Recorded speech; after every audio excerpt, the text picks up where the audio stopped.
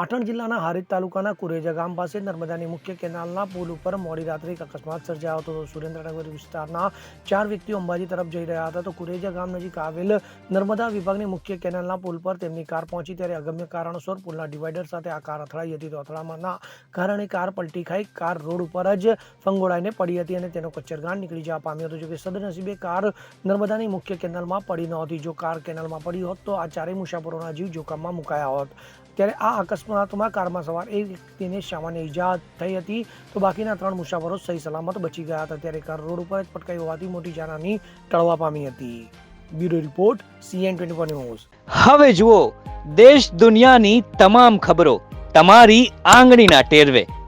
ઉઠાવો મોબાઈલ અને Google Play Store પરથી ડાઉનલોડ કરો અમારી CN24 ન્યૂઝ મોબાઈલ એપ.